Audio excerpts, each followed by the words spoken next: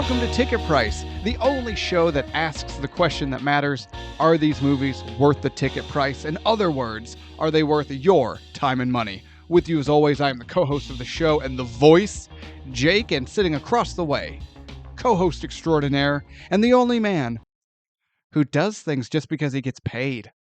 And that's just really sad. At Master Control, Tevis, how are you, sir? Well, if that was true, then I wouldn't be sitting right here doing this. Because this don't pay shit. Hey, don't air our dirty laundry in front of everybody, man.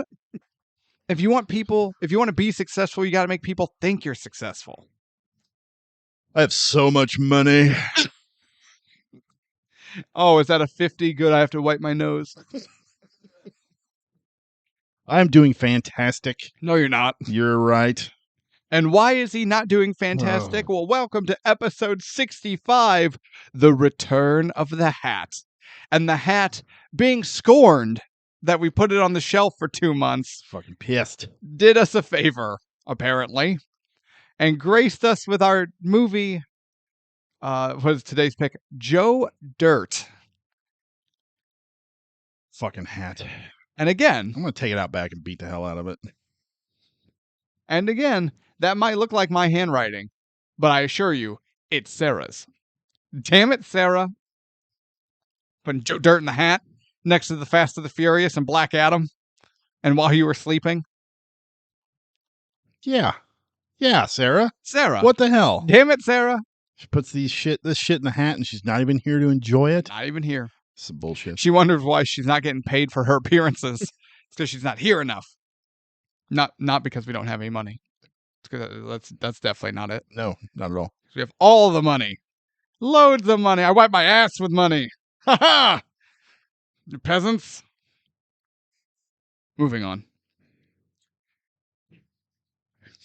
Yeah. Joe Dirt released it. Shut up. Jesus. Released in 2001.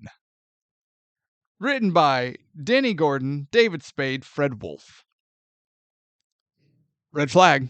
3 writers. 3 writers. Or written by David Spade. 2 flags. No, it's 1 flag, 3 writers. 3 writer curse. Now, you had talked about previously you weren't sure about the 3 writer curse. It's a thing now. Your exact words were you were going to give it another chance. Give it more time. Here we are. Well, I'm not going to give away my final thoughts. But it's a thing. The 3 writer curse is a thing. Directed by Danny Gordon, flag number 2, writer-director. Starring. Yes? Okay. Starring David Spade, Brittany Daniel, and Fred Wolf. Flag number 3. Fred Wolf? He plays the radio show producer. Oh. So, 3 red flags, 3 writers, writer-director, and the 2 writers that aren't directing star in this movie. Gross. Granted, Fred Wolf is more, I think, just like a, not cameo, but he was there not doing anything. It's a very minor role, and it's like, hey, I'm in a movie. So but still, we have 3 writers. They all direct or star in this movie. I have concerns. Me too. You know how we talk about like 3 writers seems to be too many writers. You can have a great movie with 1 writer. You can have a great movie with 2 writers. You cannot make a great movie with 3+ writers. I don't know. We may have done it now. They may have done it right here. This is the mold breaker. This is the mold breaker. I see what you did there. Writer director, that's always scary to me because you're losing that layer of filter. But now when 2 of the writers are then also starring in it, I feel like they're There is no filtering process. There's no editing here. It just is. It definitely is something. Well, with a budget of $17.7 million God. and a worldwide gross of $30.9 million. Okay. Almost doubled its money. Awards: 1 win, 3 nominations. Okay. What was the Razzie for? Actually, they're not no Razzies. What? There was a Teen's Choice Award nomination. Oh. There was also a nomination and a win in the Stinkers Bad Movie Awards. Stinkers? Stinkers. That's an actual thing? Stinkers Bad Movie Awards. Okay. I've never heard of Stinkers. But when I saw it, I giggled, so I wanted to add it. You said it won that award? It received 2 nominations from Stinkers, winning one of them. Okay. I'm going to break this. I'm going to break the format just because I really want to talk about it and I don't want to wait. Okay. We'll save reviews. We'll save the reviews. Ratings. You're giddy. IMDb with a 6.0. What? A solid 6 on the IMDb scale. Your eyes are huge right now. How? Ask IMDb. If you go to IMDb, the user ratings are all wildly positive. Rotten Tomatoes with a 9%. Yes! Yes! Meaning, Mr. Dirte, I would like to officially announce that Rob Zombie's 07 Halloween remake is not the worst movie we've ever covered on the show. Even beating out Oscar. I don't know at the time of this recording if Oscar will have dropped yet or not. I'm fixing the board right now. And I don't care if Oscar's dropped yet or not, because there was some talk that it might be Oscar. But no. Step aside, Stallone, because Spade is coming in.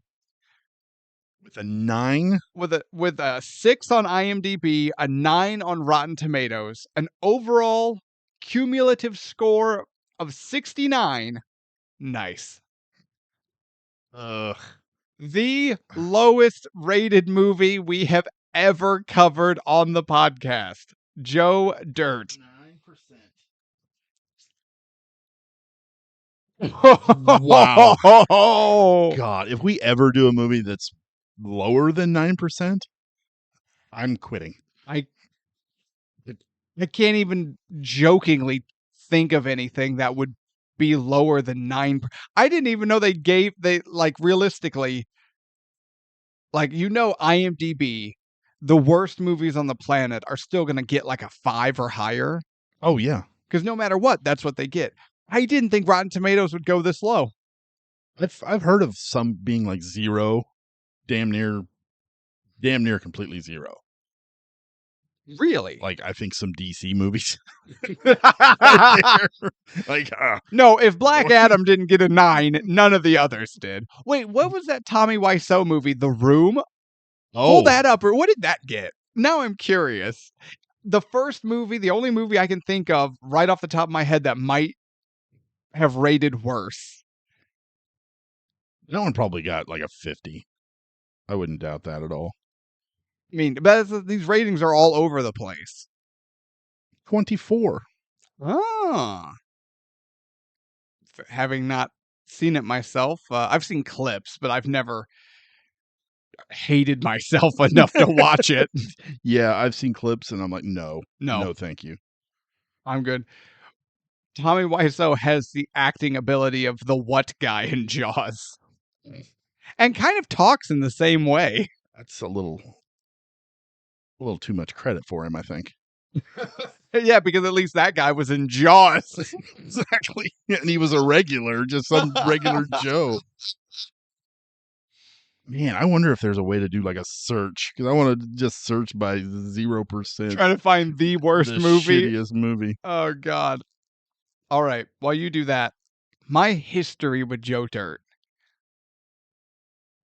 I remember I didn't see it in theaters. I'm not that guy. But I do know I watched it. It would have been in the 01, 02 time, I watched it at home, but it was probably a Blockbuster rental. We thought it'd be funny. So I know I saw it as soon as it released to home for home consumption. Home video. I know I've seen it once, twice at the most since then. And then I watched it again for the show, obviously. And for me, it was always one of those movies, and I don't know why. I was never like in love with Joe Dirt or David Spade or really anything this movie did, but it does have a handful of quotes that just like stuck with me. But if I'm being honest, I think that's because, and Tevis, feel free to agree or disagree, this movie did have a few, not like a ton, not like, Wayne's World level quotes or anything, but like this movie had a handful of quotes that kind of stuck in the cultural zeitgeist for a few years there. And if you live through that period, they just kind of got burned into your brain. No, I would agree with that, especially the firework scene quote. That one was the one that sticks in my head the most. See, for me, it was Christopher Walken. Whoa, whoa, whoa. You're talking to my guy all wrong. You do it again, I'll stab you in the face with a soldering iron. Yeah, see, I didn't catch that one. That one, when I finally watched it and that movie or that quote came up, I was like, oh shit, I forgot that was from this movie.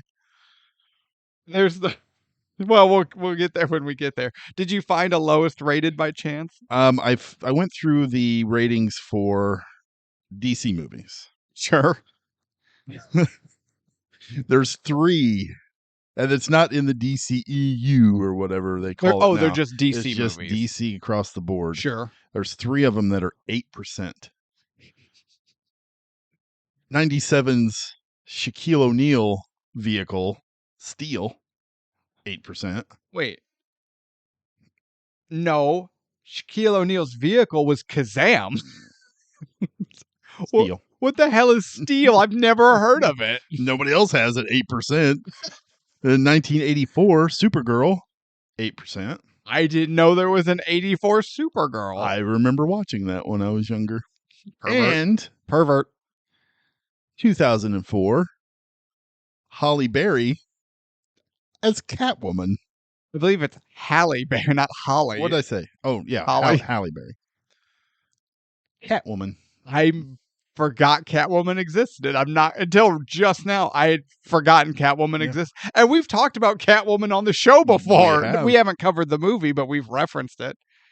And I forgot again. I want to see which ones that are in the DCEU.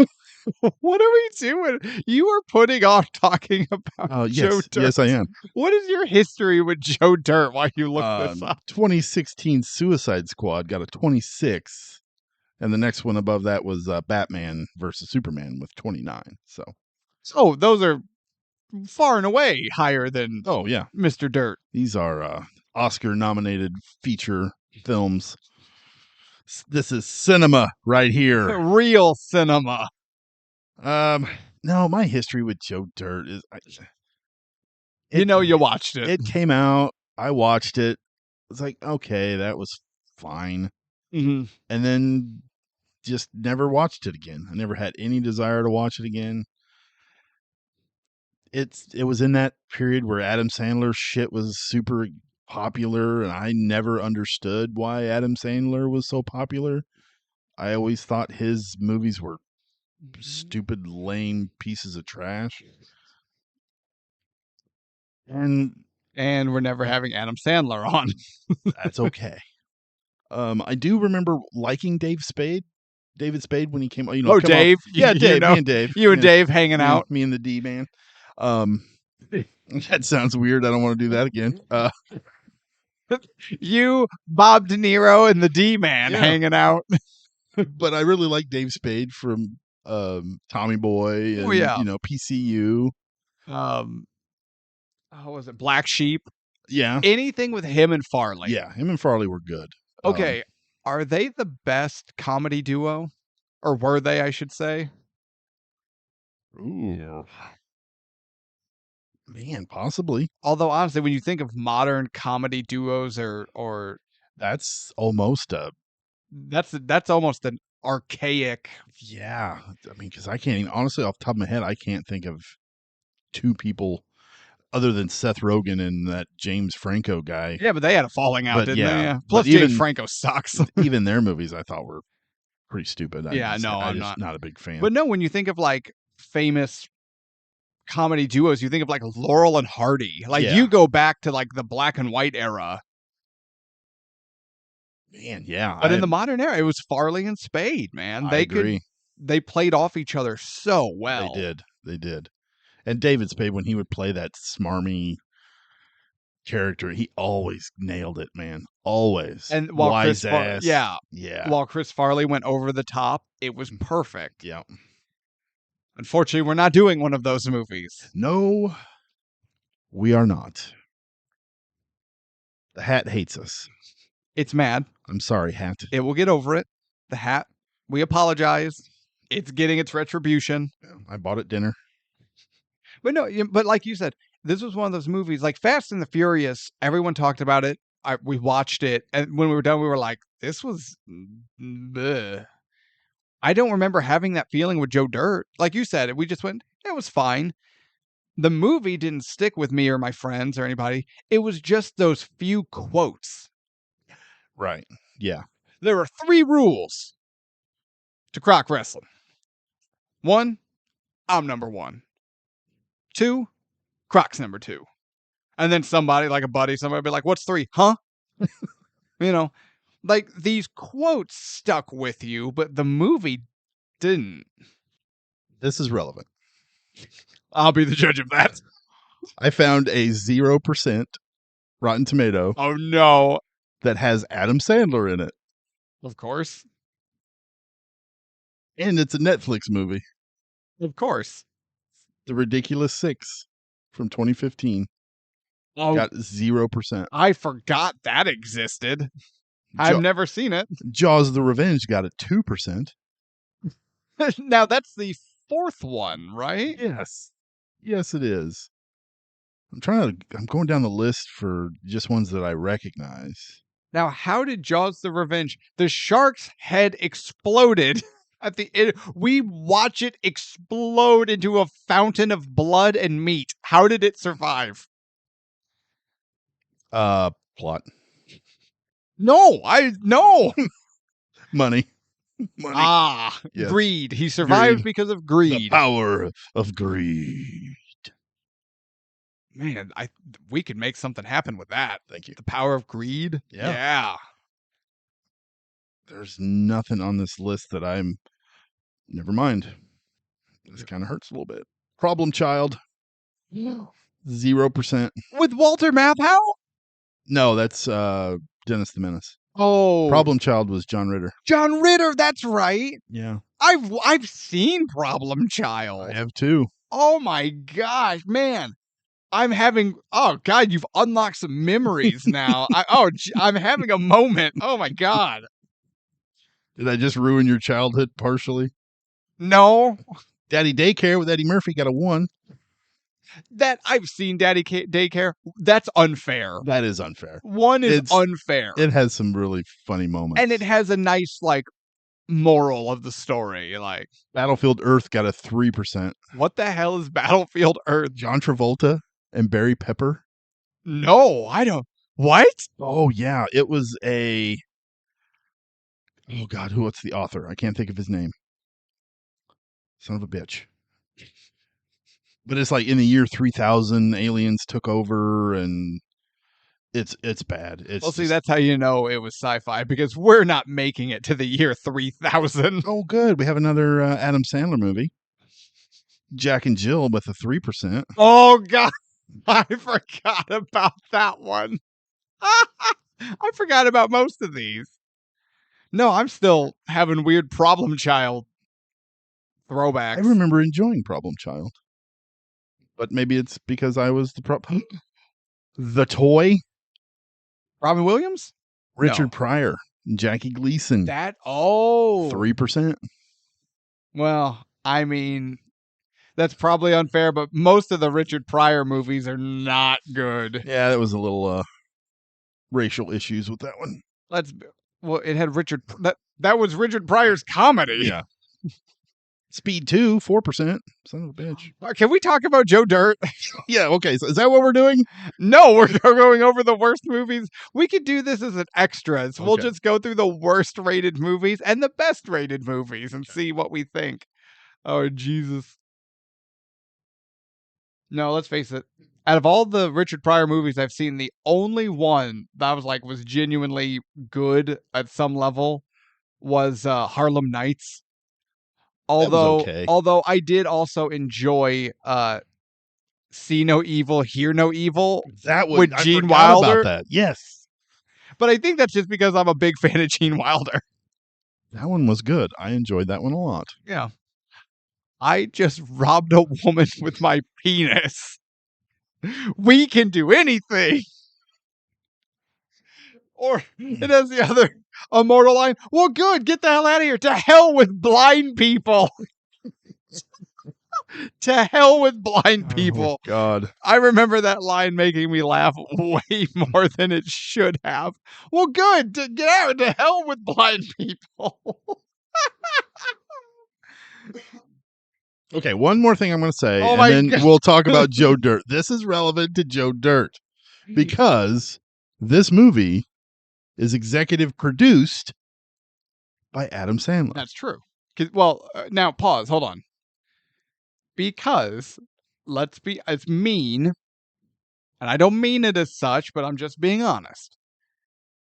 The only way David Spade, Rob Schneider, Kevin James, hang on, anymore Chris Rock, gross. The only way they get roles in movies are in their best buddy Adam Sandler's productions. Am I wrong? Funny you say that. With an 8% on Rotten Tomato. Slightly worse than Joe Dirt. Grown Ups 2. Gross. Starring Adam Sandler, Kevin James, Chris Rock, and David Spade. And Rob Schneider's in there. I guarantee you Rob Schneider's in there. If I scroll down 3 ticks. Tick, tick, tick. Oh. With 11%. Grown Ups, starring Adam Sandler, Kevin James, Chris Rock, and David Spade. And Rob Schneider. Rob Schneider. Rob Schneider? Ugh. You know he's in there. Yes. I'm sure he's just not on the cover. He's just some asshole in the background yelling. You can do it! Because nobody wants him around. I was about to make a really mean joke about his daughter, but I'm going to refrain. I didn't realize who she was. Oh, I don't. Other than someone who doesn't want Rob Schneider around. She's a musician. Oh, cool. Yeah. Oh. And I like some of her songs. Cool. Good for her. Yeah. Anyway. I don't know her, and I don't wish anything ill of her. Or Rob, for that matter. I don't know these people. Oh, God. What is that fart face? 14%. I now pronounce you Chuck and Larry. Adam Sandler, Kevin James. And that's it right there. Anyway. I gotta shut this off, or I'm gonna. You're doom scrolling at this point. Oh my God! Stop. 19%. Just go with it with Adam Sandler. Just go with it. That's the one he did with Jennifer Aniston. But they've done like 4. I don't know. Because there was the one where they were going on like a vacation. I don't know. I could be getting it mixed up with something else. 22% Mr. Deeds, starring Adam Sandler. Wait, are you saying Adam Sandler is the most successful actor with the worst run of movies? Yes. Yes, I am. Wait, how? You know what? We ought to just set up a tournament for worst actors and then just set up brackets. And it's like, all right, in seed 1, Adam Sandler versus Dwayne, the terrible movie Johnson. Adam Sandler bringing in Waterboy. Ooh. My mama always said. My mama always said. Oh, look out! Here comes the Rock with Anything. Rampage. Oh, that would be a good head-to-head matchup. Anyway, Gross. this is becoming my favorite episode. I'm telling you, we just stumbled on our next extras. We'll extras. It's like we're just gonna scroll for 30 minutes. We're just gonna scroll through the worst movies on Rotten Tomatoes, and then we'll do one over the best, and we'll just have fun with that. Oh, Stop! We have to talk about Joe Dirt now. Okay, one more. I know you got one. One more. nope.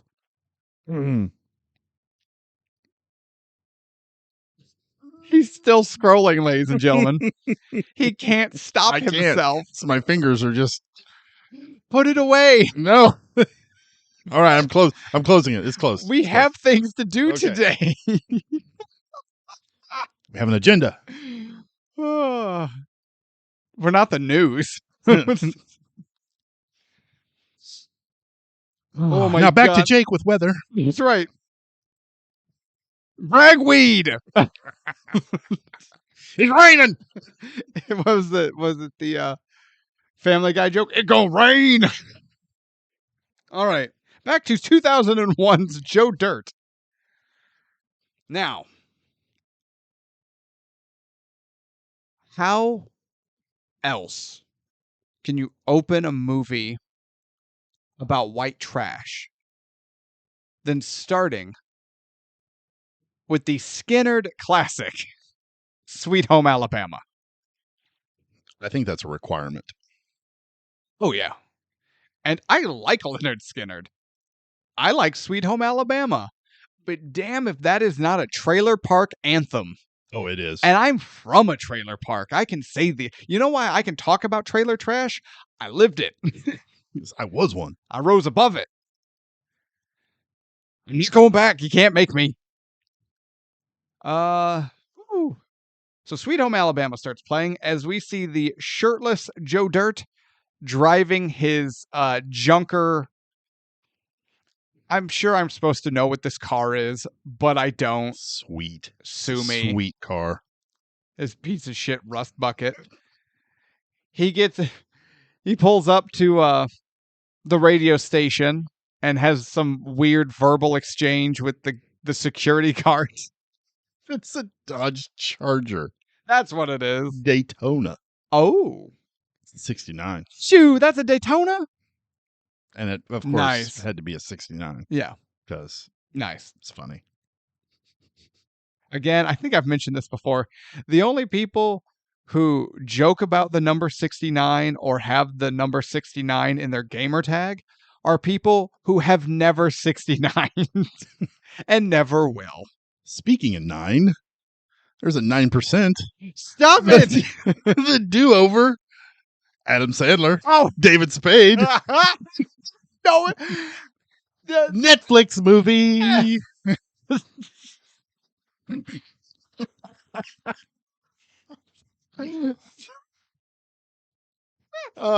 If you want a shit sandwich, combine Netflix and Adam Sandler together. Netflix combined with Guaranteed. Happy Madison Studios. Guaranteed. Oh my God. Can we continue, please? Yes, go ahead. Hey, we made it to the movie. Finally. So the security guard's giving Joe Dirt a hassle. He's giving him he's hassling him. Asks for his ID.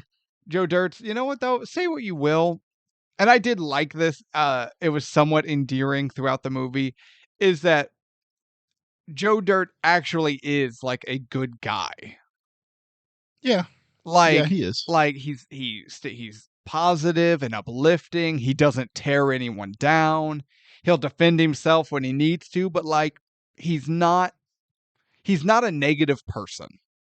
You're right. He is not.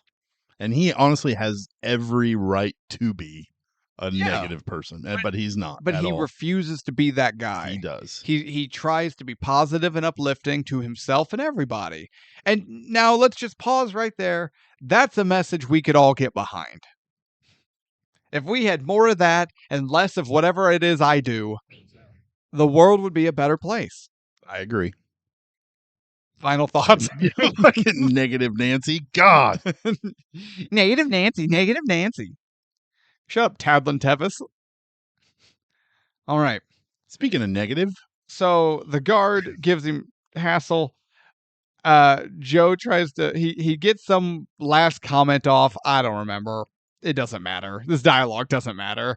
And he tries to breeze through the checkpoint, so the guard lowers the the arm, the gate. the gate arm, and it rips off Joe's spoiler. I like he tells him don't try to church it up when he's telling him his name. Oh, what is this name? Oh, Joe, my name is Joe Dirte. Don't Yeah. try to church it up, boy. That was one of the don't church it up became a thing. Dirt. Don't try to church it up. Your name's Dirt. Your name's Joe Dirt. And then the gate arm rips the spoiler off. Now, you know what? Now that we've talked about it and we're bagging on Adam Sandler mostly. Do you remember what happens after the arm takes the spoiler off? Because that could have stopped right there and it would have been a funny joke. But then it goes full Adam Sandler comedy. The guard goes out, did it hurt you, baby? Oh, you're okay. Yeah. And I went, there's Adam Sandler right there. Yeah. There's a couple of moments where I'm like, man, that feels like Adam Sandler joke. And it just, ugh. And it is. And the funny thing is, I didn't realize this was anything to do with Adam Sandler until the very end. I didn't either, because the first thing you see is the credits roll in big letters, executive producer, Adam Sandler and whoever else. Joe's in the radio station where he's working as a janitor. And he's then bullied relentlessly. That is when the big morning show producer is walking by, sees Joe Dirt with his mullet and his janitor's outfit with the sleeves ripped off, pushing the mop bucket. And it's like, dude, you are a train wreck. We need you to go on and talk to the radio host. To which, I mean, Joe's pretty lackadaisical. He's pretty easygoing. So he's like, sure, I'll talk on the radio. I like what he says about when he's getting bullied. Oh, you want to speak into the mic? I got a backup right here. And he's testing. Oh, yeah. 1, 2, 1, 2. He's slapping his biceps. Yeah, slapping his biceps. And what's funny is it's David Spade. His arms are as big around as my wrists. As my daughter's wrists. Which makes it, although it's not appropriate, but it's the second iteration of that joke that makes me laugh harder. And I can remember for a long time after this movie, my brother would walk around slapping his arms, saying the second iteration of that joke. I don't know what you're talking about. Well, I'm sure we'll end up breezing past it. So later in the movie, he's working on the oil rig, and the oil workers call him queer. It's 2001. Right. Queer was as far as they went. No, wait. Did they drop F? Did they drop the F version? I think they may have once. You know what? Now that I say, I think you're right. I remember watching that scene, and I'm like, oh. Yeah, it just kind of makes you skin crawl. You're like, oh, I don't like that. Yeah. But when they call Joe queer, and he starts doing his biceps, and he's slapping his biceps, going, "This queer, these are queer."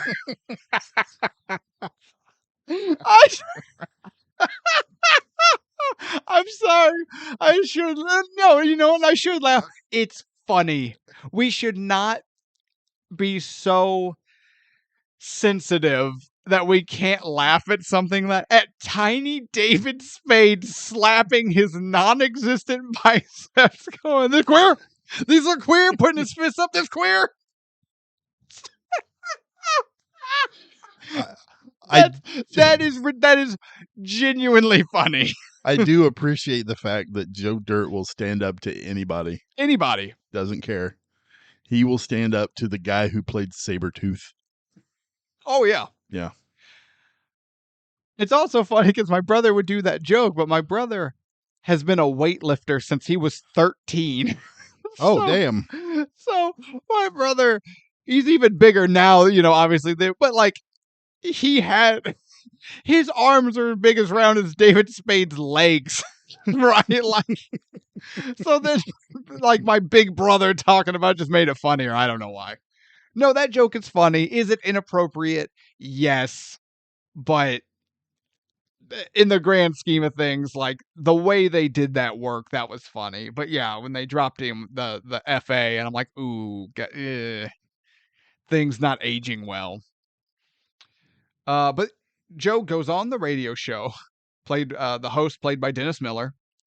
I don't have a problem with Dennis Miller. Yeah, I don't either. I mean, he's just there. He's okay. He felt like he was playing Dennis Miller. Yes, this was Dennis Miller as himself. Yes. Yeah. But again, he's playing a morning show host. There's nothing wrong with that either. Like that like, he's not full shock jock, but he's that morning show. We're going to make toilet jokes and prank calls. And yeah. And he has no problem insulting the hell out of Joe Dirt to his face. Yeah. And that kind of made me hate the guy a little bit. Because you're kind of supposed to. Yeah. Because Joe is genuinely such a nice guy. Absolutely. He doesn't deserve the way he's treated, which I think is the point of the movie. But they start talking about Joe. And that's when Joe starts telling his story. And about how he got left. He was abandoned at the Grand Canyon while digging through the garbage. And the little Joe is played by the kid from Malcolm in the Middle, Yes. the youngest brother. Yes, he not is. Frankie Muniz. No, he's too busy racing cars now. Good for him. Yeah, absolutely. Because I know he kind of had an off the deep end moment, I think so. which, I mean, he was a child star. Yeah, that's going to happen. My wife, we were watching something, and my wife's like, "Do you ever let our kids audition for anything?" I said, "Absolutely not." She goes, "Really? Why?" I said, "Because I love my children." Yeah, no. Blanket statement. Parents who force their children into beauty pageants Gross. or onto movie/television auditions do not love their children and are trying to force their failed dreams onto them. They're trying to make the money through the kid. Yeah. Yeah. Nope. And live the, life, whatever. No, gross. No, I love my children, so I will not be doing that. Okay, wait a minute. I just found something. If you list another bad Adam Sandler movie off Rotten Tomatoes, This is relevant. oh my God. Do you know Joe Dirt got a sequel? Okay. I did and I didn't. I had always heard a rumor that there was going to be a sequel, but I never heard of it, never saw it, moved on with my life. Then after renting this, which my wife was very angry that I spent like $3.49 on it or whatever. She got it because she gets an email when there's a purchase on Amazon because it's her account. And I just got a text, "You spent money to watch Joe Dirt?" I was like, "I had to, honey. It was for the it's work related." I think she'd have been less angry if she got a notification I had bought porn. Right? But then after watching it, it was like, "You may also like," and it was like Joe Dirt 2 and Beautiful Loser. Beautiful Loser. It got a higher Rotten Tomato than the original. What? So we need to watch the sequel now. It got a 10%.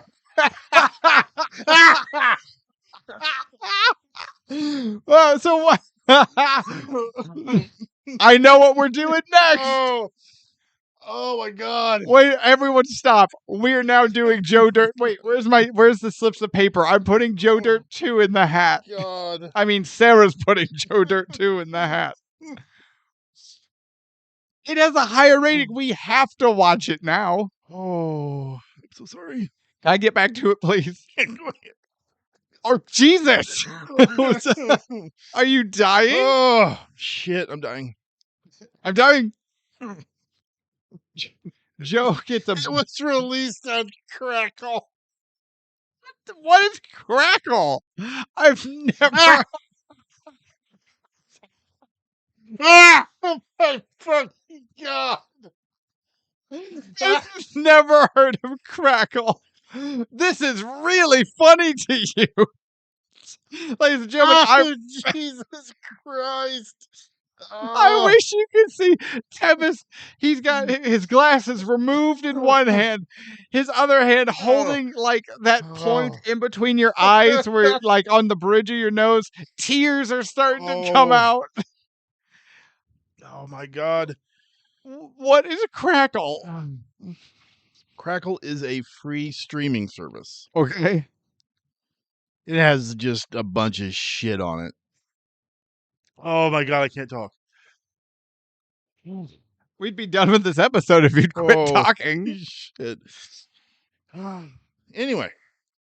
Yeah, this is apparently the first direct to streaming movie made Ever? ever. Joe Dirt, Joe Beautiful Dirt 2. Loser is a landmark film. Apparently. Who knew? So Netflix owes all of its original content to Joe Dirt and Crackle. Apparently. Hello? Hello? Is this thing on? Hey, it's Tevis, and I'm here to correct a statement that I made. I incorrectly said something about Joe Dirt 2 being the first ever direct-to-streaming film. That was incorrect. According to Entertainment Weekly, Joe Dirt 2 is the first ever made-for-digital sequel, not film, just sequel. I just wanted to clear that up. That mistake was on me. And I make sure I clean up my mistakes. Sometimes. Okay, back to the show. Ooh. You all right, boss? I'm good. Are you ever going to finish up with this movie? Yeah, I'm the problem, asshole. All right. So we see child Joe Dirt. He, you know, part of it is though, his parents didn't want to give him their last name. So they named him Dirt, and he cannot remember their last name. It's been too many years, and he can't find his family. So he's just been on a quest going across the country to find his parents and figure out what happened. I thought this joke was really funny. Like, genuinely, I thought this joke was really funny. When Joe's like, man, so I was just a kid. I got my radio out and I just made the best of it. And it's child Joe Dirt walking down the railroad tracks, listening to like Skinnerd or Def Leppard or whatever. And then Dennis Miller cuts. He's like, Skinnerd, come, be honest. You were walking down the tracks to Leif Garrett, weren't you? We're not judging. And it cuts back to child Joe Dirt dressed out in like a pink crop top and like a boa. Twerking and dancing down the railroad tracks to Leif Garrett. that was funny. That was kind of funny, yes. I'll give you that one. It was, and it was funny because it didn't just stop at the obvious, haha, making a joke calling you gay without calling you gay. It was then the absurdity of seeing child Joe Dirt dressed like Britney Spears dancing down the railroad tracks. Oh. I actually put in my notes, Leif Garrett joke actually made me laugh. And I don't have any more of those notes, if I'm being honest.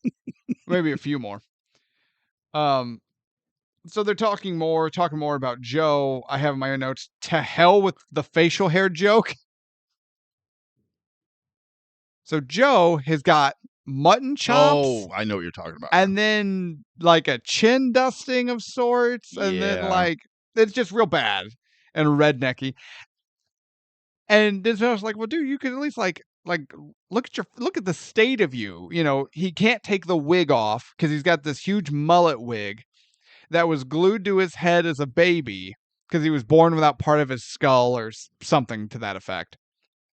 And he's like, okay, so you can't do anything about your hair. What about your facial hair? Like, look at your beard, man. Just look at it. He's like, oh, well, actually, I don't shave or anything. That's just the way it comes in.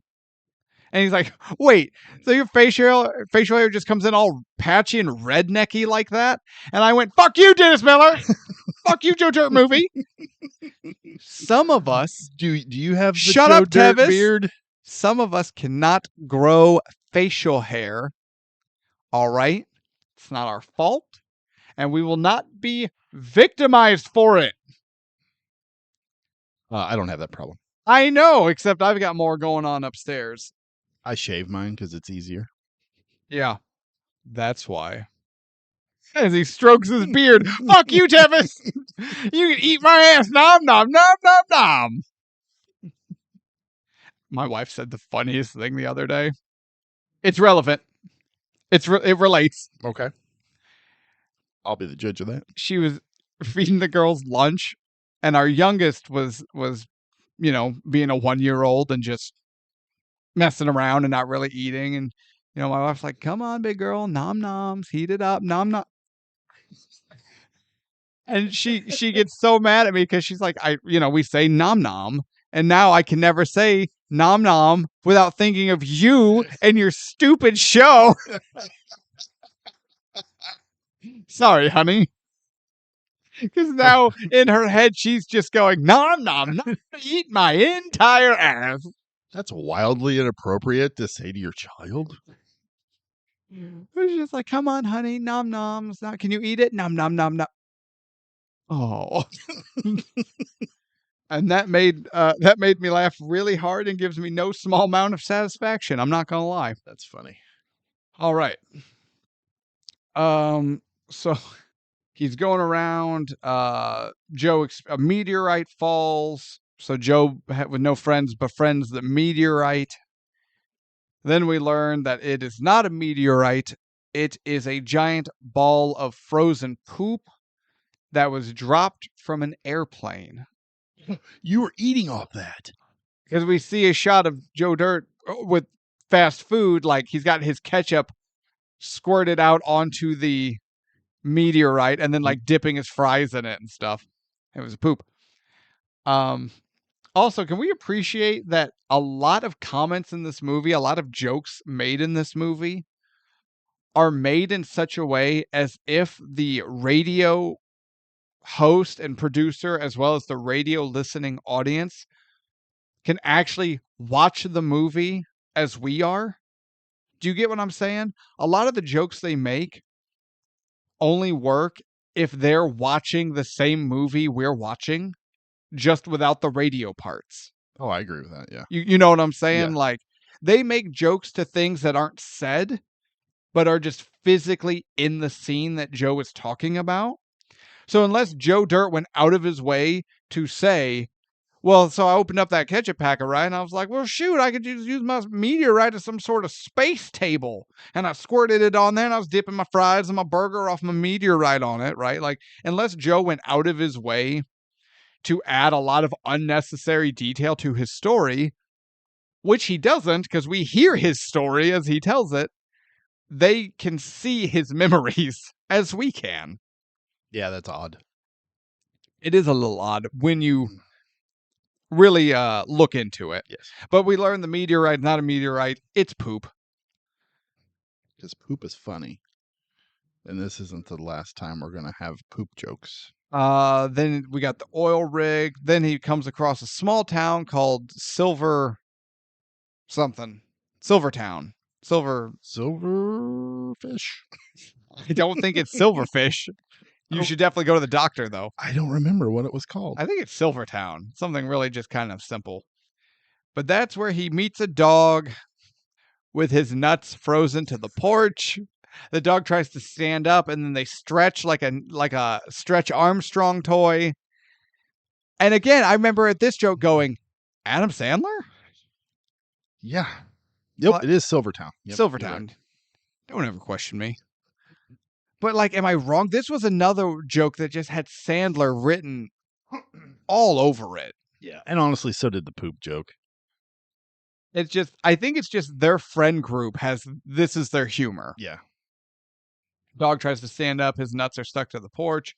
Then we meet Brandy for the first time. Brandy comes out. They get the dog's nuts unstuck. Yeah, but not before. He's like, "Can you go grab something so we can Well, do this?" And then we she got to comes get. back with And she's like, "Oh yeah, I can get something." spears. And she comes up with hedge clippers. Like, no, dang, what's wrong with? Oh no, we gotta get the thing to get him off. Oh, you mean like a butcher knife or whatever? No, the flat one with the thing. Oh, a spatula. Yeah, one of them things. Dang. Sorry, boy, she doesn't know. It just made Brandy seem stupid as hell, Yes. and it didn't. No, I hated it. It was dumb because that's the only time she ever comes off as extremely stupid, Yes. and it was just unnecessary. In the rest of the movie, she comes off as exceedingly kind-hearted and sweet. Yes, Why didn't we get that here? I don't know. It's just no. Oh no, she's an idiot. Because see, the joke isn't just that this dog's balls are frozen to the porch. Now the joke is, well, obviously the only way to free the balls are to cut them off because that's going to make all the guys go, oh my balls, No, something testicles. What if they had incorporated? What if they had found a way to combine their testicle joke with a poop joke? they would have done it. Ultimate comedy. Gold. So we meet Brandy. We meet Kid Rock's character, whose name I don't remember. He's just Kid Rock. Ugh. I had forgotten he was in this, and then he shows up. I'm like, yuck. Yeah, but what a good job he does at playing Himself. presumably himself. Himself. Although now, if you look at him, he's Dr. Phil. You're not wrong. No, I'm telling you, if Yeah. you look at a picture of current Kid Rock, he looks exactly like Dr. Phil, and that's hilarious to me. Although the joke where it's later in the movie where he's reading Brandy's message, and he's like, "Dear Tim, do not tell Joe about his parents. I will explain more later. Robbie, that's his name. Robbie. Dear Robbie, that's me." Like the letter reading, I was like, he's actually trying really hard and does a good job. Kid Rock does not give the worst performance in this movie. I don't think he had to pretend. Oh, but he wrote such lyrics as "ball with the ball." Exactly. Down with the diggy diggy boom shicky chicky wah. My name is Kid. And then you turn the radio off. And then Thank you for telling me who's singing the song. And station switch. It's like every time a Pitbull song comes on, he's like, "Yeah, hey, this is Mr. Worldwide, Pitbull in that." Like, thank you. Thank you for letting me know. Or Jason Derulo. Jason Derulo. I feel like if you have to announce yourself in every song, you're not actually a celebrity. People should just know who you are. Absolutely. Well, anywho, we meet Brandy and Robbie. They form a friendship. Not Robbie, that guy sucks. Brandy and Joe form a friendship, but Joe is more interested in just hanging out with Charlie the dog. Yeah. And has no interest in Brandy whatsoever. And then it's explained that Joe has always seen her as too pretty and that a guy like him would never have a chance. So he friend zoned himself. Yes, he does. But that's the way they explain it. That's not the way it comes off. How's it come off? I don't know. It's weird. It comes off weird. Like, Brother and sister? Kinda. But they make that joke later. It's like she's so clearly into him, but he's just not that into her. Yeah. It's like he's It trying lost me. He's trying to friend zone her by friend zoning himself because he doesn't think that he's a girl as pretty and kind and whatever as Brandy could ever go for a guy like him. Something. It doesn't work. It's real stupid. Yes, I agree. But But she is too pretty for him. is she? Yes. All 100%. right. Sure. I mean, she's not unattractive, but I don't look at Brandy and see goddess. I don't know. Compared to Joe Dirt. Why'd you have to say his name like that? I'm sorry. Compared to Joe Dirt.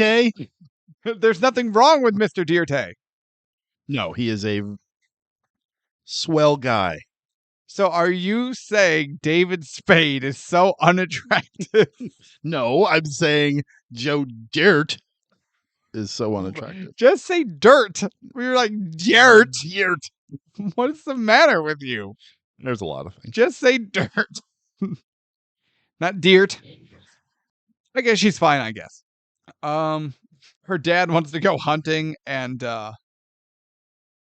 takes Charlie the dog to go hunting, to get whatever it is he's hunting. He's drinking, gets stuck on a railroad track. Trade cuts his leg off. I'm yawning because that's about as interesting as this part of the movie was. Good, I need the Brandy's dad's backstory section of the movie.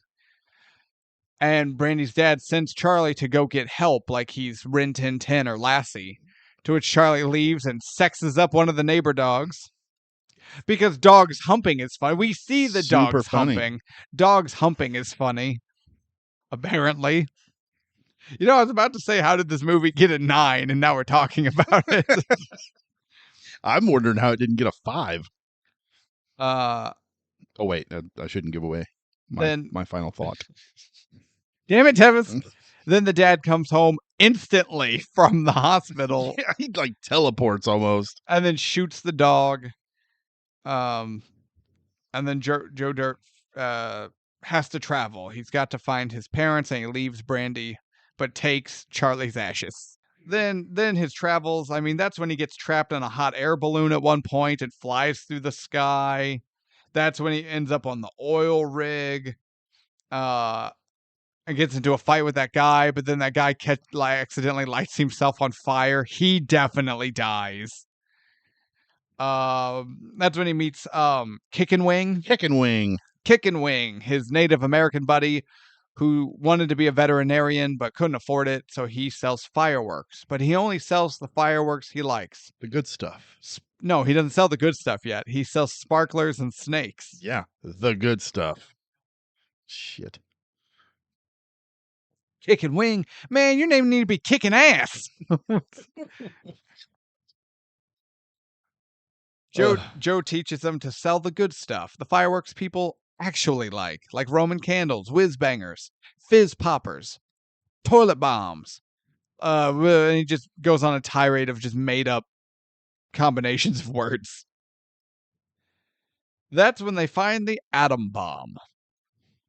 Buried in the desert sands, they come across a bomb that Joe Dirt immediately recognizes as an atom bomb due to its shape and the biohazard sticker on it.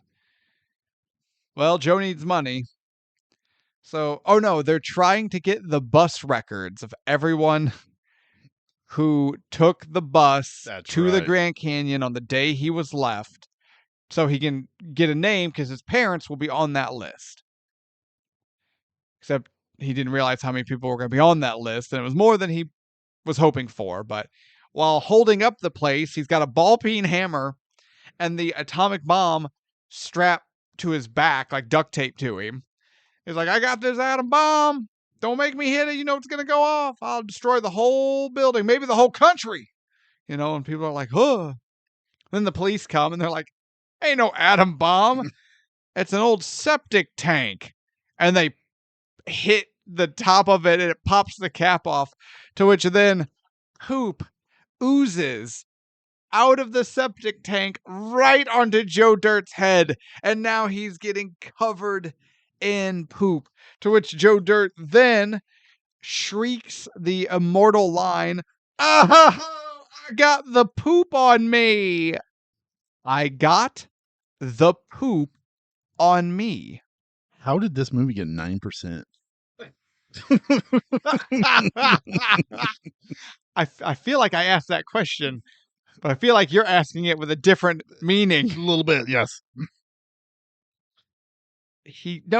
Tevis, you don't understand. He got covered in poop. Poop is funny. Wait a minute, hang on. Happy Madison Productions. There it is. Okay, that's why. Never mind. Crackle. Oh no, that's the sequel. That That's got the a sequel. higher rating. It probably had fewer poop jokes. Probably. It didn't have no poop jokes. It had fewer poop They jokes. probably made more money on the God. free streaming service. Can I just point this out? As a writer, do you know how angry I am that this movie that cost millions to make and made millions more and was watched the world over has the line, "Oh, I got the poop on me." Do you know how offended I am as a writer? Do you know? No, do you know? Do you know the painstaking process that the writer went through, and Which one? All three of them? the legitimate minutes they took writing out this script? It took 3 guys to put together the string of words, "I got the poop on me." And you know they were dying laughing. Oh, yeah. How did this movie get that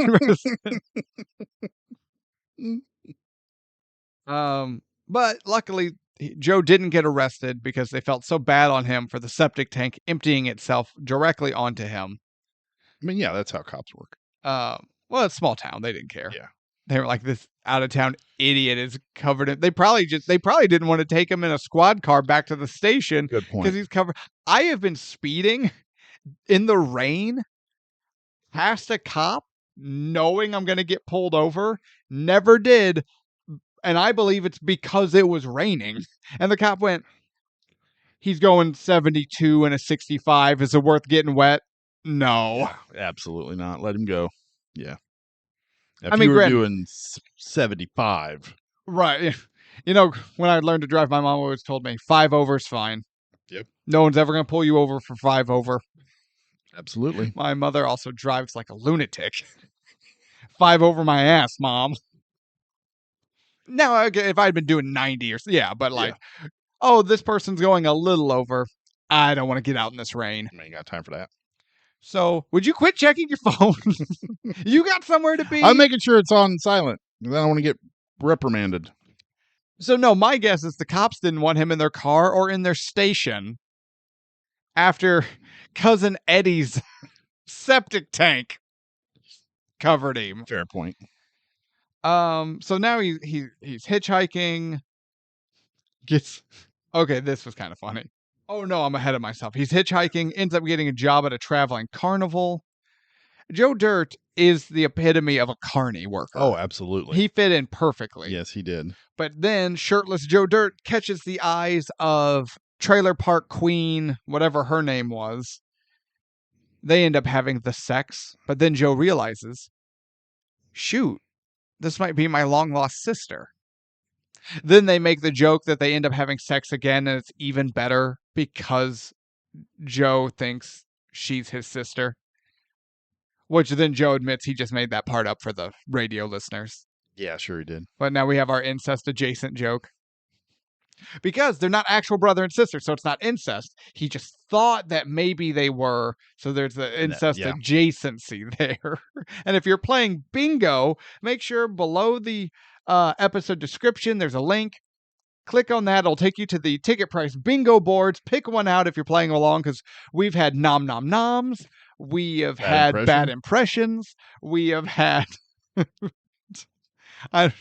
What was I saying? We've had incest adjacency now. Someone probably has bingo. Joe continues his travels and runs into Buffalo Bob. I hated this. Really? I hated it. It felt like such a Saturday Night Live skit. But think about everyone involved. Exactly. Including Adam Sandler. These are all Saturday Night Live guys. But it just, I don't know. No, it was dumb. It puts the lotion on its skin. Shoot, man, fine, dang, quit yelling at. Look, I'm putting the lotion on my skin. Now, Where's my package? Hold up your end of the deal. So Buffalo Bob sends him down a bunch of Auto Trader magazines. He's like, shoo, look at this car. He got a Hemi, right? Presumably, that means Buffalo Bob did not force Joe into the well. He coerced Just him, made a deal. and they worked out some sort of deal involving Auto Trader. Then he travels to New Orleans, where he gets a job as a school janitor. And come to find out, his boss is now Christopher Walken. Clem. But Clem seems out of place. Tad bit. Yes. It's like, oh yeah, born and raised here. No, I'm from Kansas. I mean, that's what I mean. Kansas, yes. Then there's a puke in the cafeteria. Joe goes to clean it up where he bumps into one of the high school teachers, which she's played off like definitely might be a love interest. And I thought this was funny because he's like flirting with her and she's just like, whatever. Like she doesn't say anything mistreated. She's just like, yep, there's the puke. Get at it. Like, she's not into him. Is that what you're saying? at all. Yeah. Although it pissed me off because like he's trying to get cleaned up and she's just standing there watching him like a supervisor. I'd told her to sit her ass down and eat her chicken nuggets or, discount pizza, whatever they got today, because not my boss. Don't supervise me. I don't like being watched when I do things. Me either. It's I'm like, not if my you have thing. time to watch, you have time to just do it. I got Yeah. other shit to do. Right? Yeah. No, don't. Mm-mm. Don't. Because first I get nervous and then I make mistakes. Then I get mad. Because my default reaction is anger. No way. And then I know, right? I'm shocked. Shocking revelations. And then I'm definitely shook to my core. I'm so shook right now. Oh, I got the shook on me. That's funnier than the poop joke. This whole episode's been funnier than Joe Dirt. This is easily an 11% episode. Out of 10? No. Never mind. Rotten Tomatoes score. Rotten Tomatoes score, yeah. Still higher than the sequel. Then all the kids throw food at him. It's like, oh, I guess I'm just lucky it wasn't hot chili day, to which everyone throws hot chili on him. I went, there it is. Oh, hang on. Happy Madison. There it is. Okay. We're good. Okay. Then, so Joe's doing that for a while. Then it cuts to the science class with Discount Ray Romano. I forgot about this. And there's this kid. He's like, well, if my calculations are correct, this will do something. And he mixes it. He goes, oh no. Hold on. Oh no. Killered mustard gas.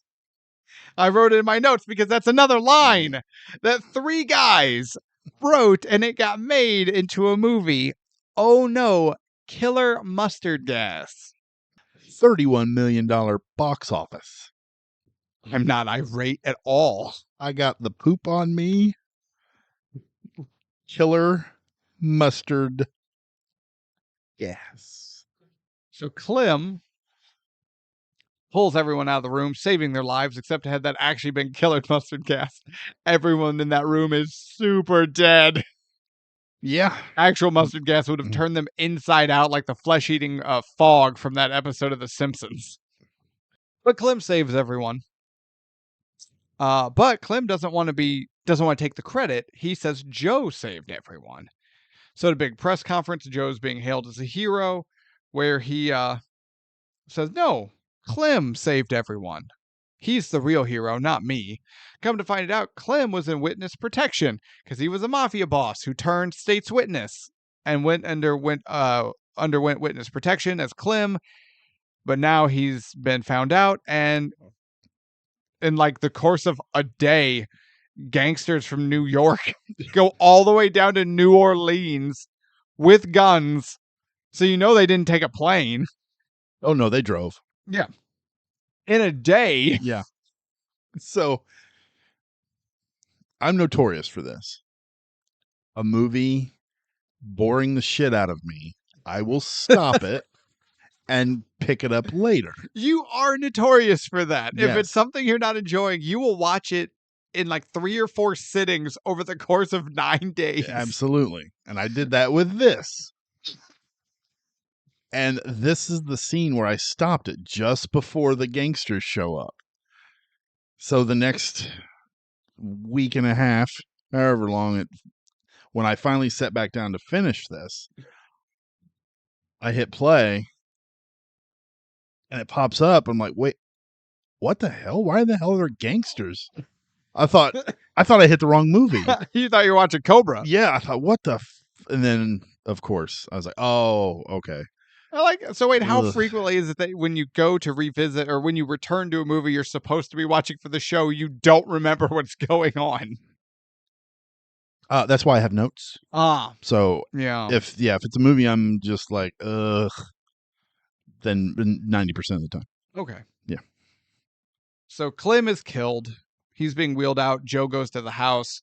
Parent come to find out Clem, or whatever his real name is, was able to also kill all the gangsters in a massive shootout. They're wheeling the body away when Joe's like, I just gotta say goodbye to him. And then Joe starts talking about Clem's dead wife and how hot she is. Then we learn Clem's alive because he gets a boner. No, Tevis, you don't understand. Stupid. The supposed to be dead body gets a boner, and because despite the fact he's wearing overalls, like denim overalls, he's under the white sheet, so you see the boner come up under the sheet, so he's got this huge erection because he's talking about Clem's wife's milky skin and perky breasts, and apparently saying perky breasts it was Just enough to weird. Was enough to excite old Clem, who has one of, if not the worst haircuts we've ever seen in cinema. At least Joe's is like meant to be awful, and it's a wig. Like they're like, oh no, this haircut is so bad it can't be real. No, that's Christopher Walken's hair. Yeah, he looks like terrible. He looks like Gary Oldman's Dracula before. Just real thin. When he meets Keanu, when he's got it up real tall. In the butt hair. That's what it is. Yeah, the butt. It's the butt hair hair shaped like a huge butt. Tell me I'm wrong. You are not wrong. That's when we learn Clem's alive, but Joe's got his names and he continues on the move. He runs out of money, gets a job at a gator farm. David Spade heralded himself by telling everyone he did his own stunts. And this is the scene he's talking about where he gets bitten by the giant alligator and thrashed about, which, to be fair, that is a huge robotic. It's pretty impressive, honestly. Like, it actually is a huge thing. Yeah. It's not a puppet, is it? It's an animatronic of some sort. And that actually is David Spade being flung about and twisted and turned. And that was really impressive. I enjoyed that part. I just wish that gator would have bit down harder.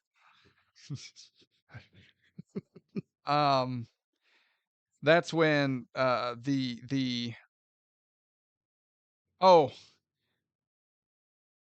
Joe has an epiphany, finds his childhood home in Louisiana. Come to find out the parents haven't lived there for like 15 years or some shit. 20 years, whatever it's been. Yeah, because he learns that from the Cajun guy. Blake Clark is the actor. Blake Clark only gets jobs. Farmer Fran is his name. Which he's played this character multiple times in Adam Sandler movies because he was the assistant coach in Waterboy. That's right. Yeah, and this point when I saw him, I was like, "This has got to be something to do with Adam Sandler. There's no way it's not." Like, it has it has all the Sandler pieces. Yes. Yeah. And when he starts talking, I'm like, "Oh God, it's the fucking Waterboy guy." Yeah. It's funny though. Anna and I were rewatching Home Improvement with Tim Allen. Okay. He's in it. Is he really? Yeah, so Tim's favorite Harry's hardware store. Okay. That guy plays Harry. Really? So he's a regular reoccurring character. I had no idea. And he's actually kind of funny. And he's got that deep, kind of gravelly voice. Yeah. And he's actually like kind of funny when he's just like a normal dude, not rubbing his pierced nipples and doing whatever it is Adam Sandler pays him to do.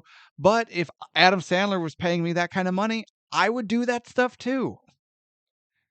Holy shit, he plays Slinky Dog in Toy Story after Jim Varney died. He's the one that took over for Varney. Yes. Okay, Holy shit. Okay. good for him. I think it's a stupid role, but I have nothing against the actor. Not the Slinky Dog role, the Farmer Fran role. Yeah, no. Work's Because- work, man. Work's work. Oh yeah, if Adam Sandler's paying you, oh yeah, I'd do it. You'd do it. Yeah, So absolutely. Farmer Fran is explaining that Joe, just because your parents don't live here anymore, and your childhood home is a condemned ramshackle building, doesn't matter because home is where you make it. Except he talks extra Cajun. Home and where you made. To which Joe What's Joe mistake? says, "Oh, it's fine, man. You like to see homos naked. That's fine. You like to see homos naked." This line made it into a movie written by 3 people, and he says it like 4 times. And he's like, "What? No. Ho. Well, you make it." I got it, man. You like to see homos naked. That's cool. Which kudos for Joe for being open-minded, especially in 2001. He's a good guy. This joke didn't really work then, and it doesn't work now. Excuse me, it made $31 million. I think that joke works. So if I say it repeatedly, this episode will make $31 million? Yes. I've said all the other hot one-liners. Yeah, no. This joke does not work.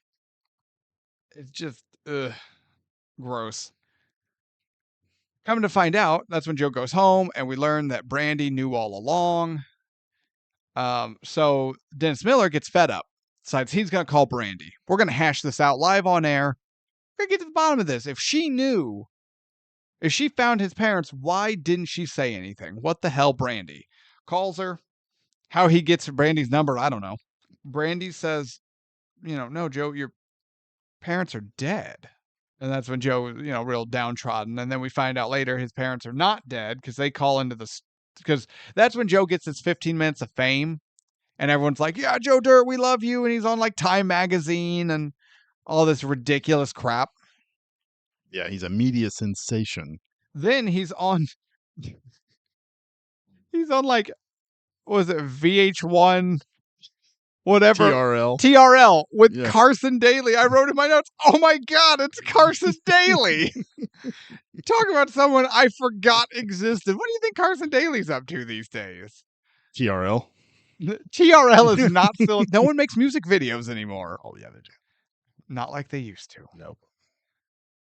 Although, is he a host of something? Probably some stupid game show on MTV. I don't think it's a game show. I think it's like one of the music contest shows, or America's Got Talent or some such. I don't know what Carson's up to, but I hope you're doing all right. I'm gonna find out. All right, you're gonna hunt down Carson Daly.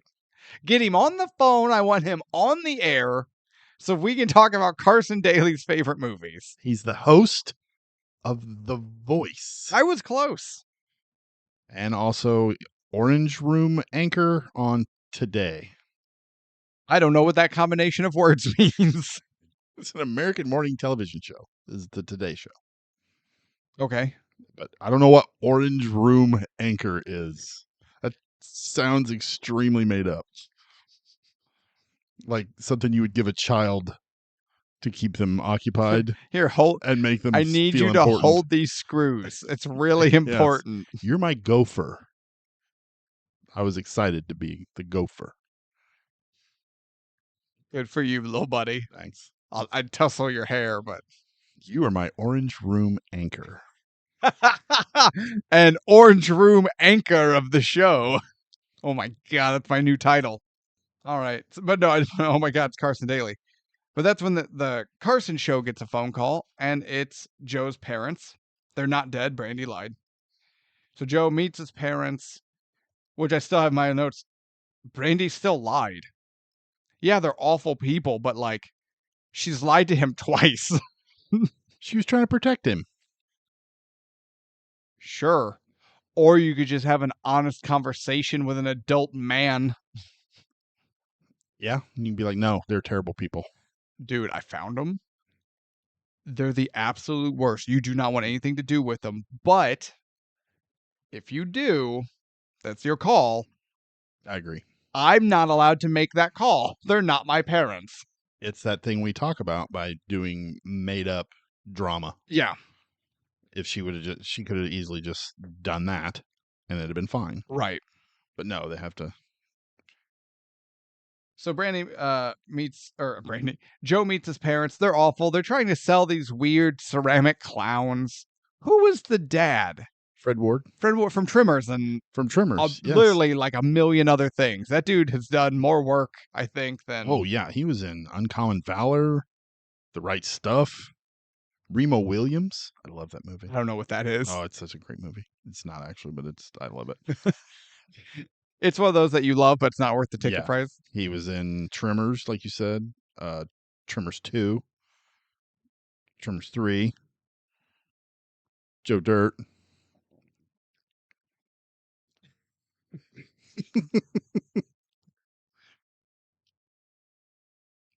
Are you looking for anything you recognize? After that, he was in an episode of Grey's Anatomy. Sweet Home Alabama. What is that? It's a movie with Reese Witherspoon. Okay, sure. Can I get back to this, please? Joe has it out with his family, kicks over their horrible ceramic clowns, is done with them, then proceeds to the nearest bridge so he can jump off and kill himself. It's at this point, the crowd's gathering. Joe's on this bridge. Brandy from like Iowa or wherever Silvertown is makes it to LA after seeing that Joe's going to kill himself on the news. What I want the Joe Dirt universe to expand on is how people travel so quickly. That's not that kind of movie. It is that kind of movie. All movies are that kind of movie. So, because here's my headcanon. Joe Dirt takes place in the same universe as The Fly. Except instead of becoming The Fly, Jeff Goldblum succeeded in creating a matter transport device. So now everyone just gets in their matter transporter and teleports essentially to all over the world. Wherever they need to go. Yeah. Instantaneously. So a whole lot that more is the convenient. only way she got from Iowa or wherever, Ohio, wherever it is, to LA, all in the span of time of Joe contemplating suicide on that bridge. Maybe he was there for a really long time. Maybe. Do you know who was originally supposed to play? It was actually originally filmed for Joe Dirt's parents. No. Roseanne Barr. Oh, okay. And Gary Busey. That would have been fantastic. No, wait, I love Fred Ward. Where's that cut? I don't know. Where's that cut of the movie? How did that not make it? No idea. Oh, this is trash. I demand the true cut of Joe Dirt. I want that back. I want that. I demand clip. it. I want it. Joe Dirt is still. Brandy gets there, says she's sorry, she loves him. Come home with her. And he's like, "What do you mean?" She's like, "I love you, you idiot. We can be together. Like, be together, you idiot." And then Joe's like, "Dang, maybe you're right. Maybe I've had a home all along and a family, and I just didn't see it. Dang." That was a good impression. Thanks, man. Shoot. And that's when that's when the mounted officer. How many mounted cops do you think are in the Los Angeles area? 2. Well, one of them luckily was on that bridge and lassos Joe Dirt with a bungee cord. Yeah, To which Joe then falls, but luckily his ankles are lassoed with bungee, because so he falls and bungee jumps off the bridge. That went, man, David Spade went, "I've always wanted to bungee jump, but I've never done it before." Let's work that into the movie. Just That would be write cool. that in. Yep. It's fine. But he hits his head on the bottom of the bridge, where he goes unconscious. He wakes up in Silvertown of all, like in Brandy's house, presumably, I guess, in Brandy's house. Teleported. How the fuck? They got him to the hospital. He had head trauma. They got that fixed. They surgically removed the wig. They got rid of the mullet wig and put a dreadlock wig on him. It looks way better. Then released him while he has yet to regain consciousness. And they're all just gathered around him, all of his friends. They Just didn't waiting. even have to give him anesthesia. Nope. He was still unconscious from the head trauma, and they were like, F it. Cut the top of his skull off. What? What? What? What? What? What?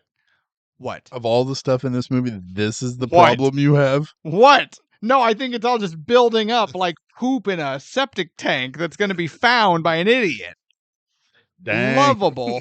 Dang. See, I can get Trailer Park real quick. I can tell. That's Dang. awesome. Joe wakes up, new do, and yeah, he wakes up to Brandy, Kickin' Wing, Clem, who's now married to Gator Lady, Gator Lady. Charlene. Charlene. Am I missing anyone? No, that's everybody. Yeah, that's everybody. Poor Kicking Wing doesn't get anybody. He has a nationwide chain of fireworks stands that fund his nationwide chain of veterinary clinics and animal rescue That centers. makes sense. He doesn't need anyone. That's true. Maybe he'll go for Robbie. Robbie. Kid Rock. Oh, okay. Maybe. I'm just saying. So they get in the car because they got Joe's old Hemi out of impound. And that's when we meet Charlie Jr. from, the dog humping scene earlier in the movie. There's a dog humping scene in this movie. There is a scene of two dogs actively humping in a almost $18 million production. It made $31 million, though. A movie with dogs humping made... Now, if this had been a horror movie, it would have made $131 million. That's when Robbie and his goons pull up, and they're like, hey, Dirt, I told you not to come back, Dirt. And that's when Christopher Walken, for the second time, drops my favorite line. Whoa. You're talking to my boy all wrong. You do it again, I'll stab you in the face with a soldering iron. And he's like, who are you, his dad? What if I am his dad? What if we are Joe Dirt's family? Because we hadn't, as an audience, we hadn't pieced it together yet. That the friends Joe has made along the way are his family. And that your true family are the relationships you make and cultivate along the way. If your actual family, if your blood relatives are trashed, that does not mean you have to be stuck in toxic relationships. You can choose your family, which I do 100% believe in.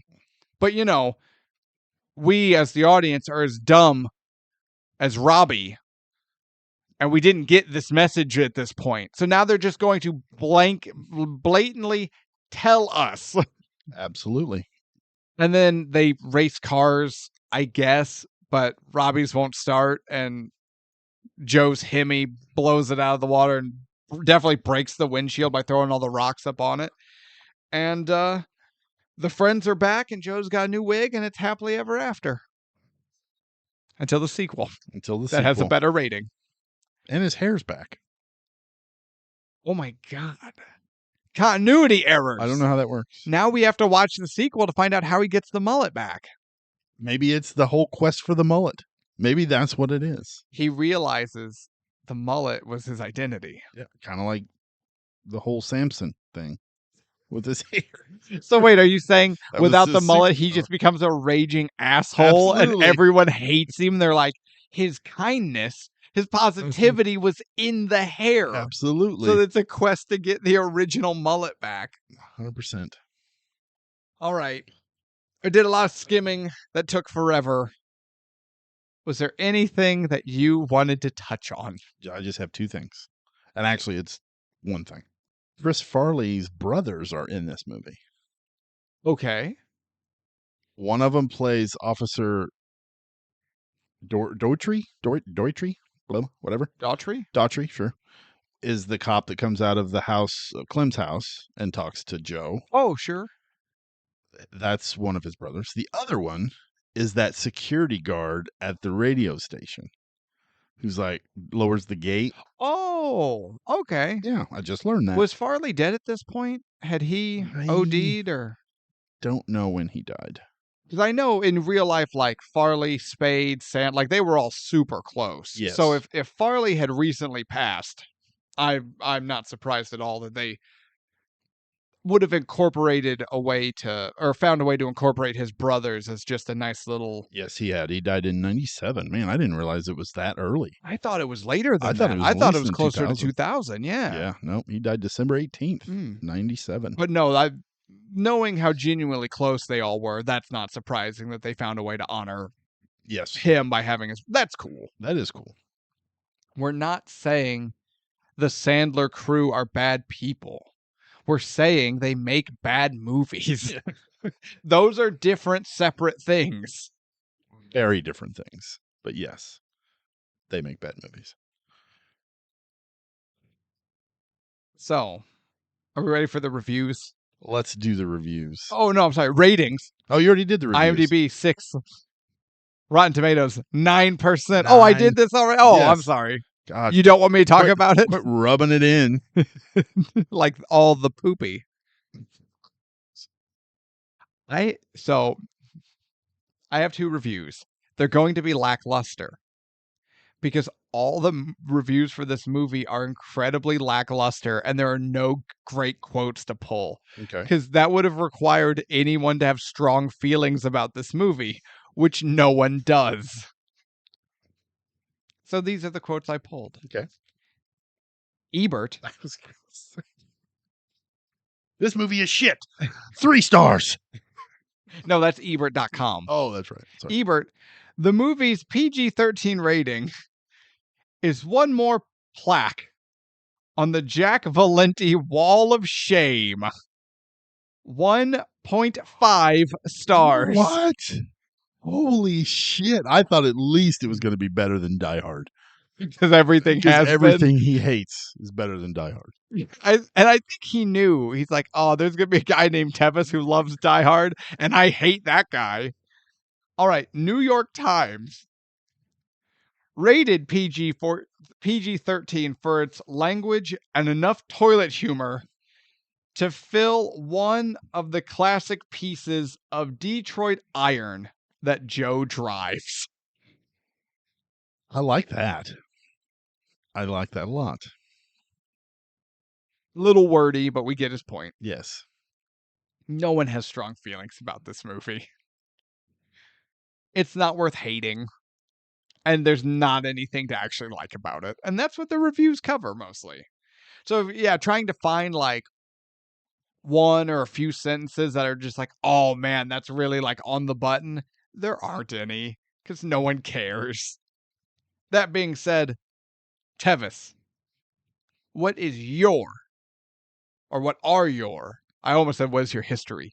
What are your final thoughts on the 2001 classic, Joe Dirt, an Adam Sandler production? Okay, so when I first sit down to watch a movie, I pull up my note-taking app, and I divide it by 3 categories. I divide it by film, so I can just kind of type different thoughts about the film as it's playing. I type out a final thoughts section, and then I type out a behind-the-scenes section. So if I find anything interesting, I'll just throw it in there. I typed yuck for my final thoughts, and that was it. Final thoughts. Gross. No, I legitimately like Joe Dirt as a character. Yeah. Like, he's just a good dude who's been dealt the shittiest hand and still has an upbeat attitude about everything. So I like the character. The movie is trash. It is. It feels like just a combination of rejected Saturday Night Live skits thrown together. Man. And it reminds me of like Scary Stories to Tell in the Dark, how they were able to masterfully connect all of these stories together Yeah. into one film. It feels like that, except drop the mastery part. I mean, they do successfully do it. They they throw them all together and they kind of connect, but it just With usually really like lackadaisical traveling montage. Like, oh, yes. Joe has to now get to this other set piece. Yeah, He's in a hot air balloon. exactly. And it just it felt like I could stop the movie at any time, go off and do something else, like go to St. Louis, and come back and finish the movie. Do you want to just talk about your trip to St. Louis? Yeah, St. Louis was so much fun. Anyway, Sister cities to New Orleans. Thank you, Mississippi. The river, not the state. yeah, nobody wants to thank Mississippi for anything. The state, not the river. No, this movie has Adam Sandler stamped all over it, and I am not an Adam Sandler fan. If you can't tell, but no, skip this. Not worth the ticket price. And I legitimately like David Spade, his career before this movie, and just this is no, skip it. Yuck. Your final thoughts are yuck. Ooh, final thoughts. You brought up a couple of points that I want to touch on too, because you're right. Ugh. Did anyone else just have I love it. I'm sorry. One more time. Did anyone just feel like a shiver go down their spine? What was that? What was that? I don't think I can say it again. Well, it's okay. I'm going to edit Tevis this. was. I'm going to cut and paste that throughout the episode. I'm sorry, I'm an adult. Tevis was. He was. What was that scene in Liar Liar? The pen is blue. The pen is red. The goddamn pen is blue. He's got it all over his face.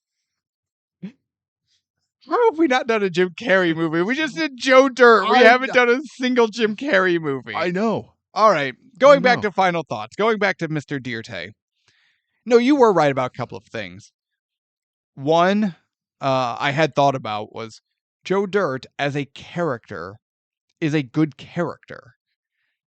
I just wish that A, we had an opportunity to flesh him out a little more, and B, that he was a good character in a better movie. Correct. Yes.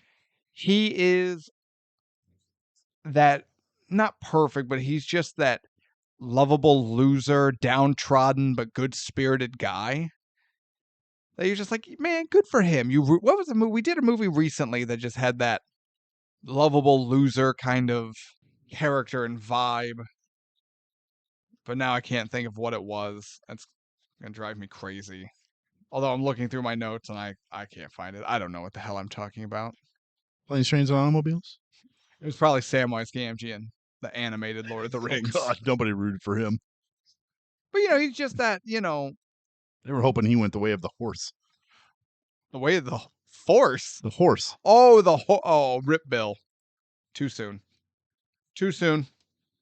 But no, he's just that lovable loser. You can't help but root for him. Except when this movie's humor gets in the way.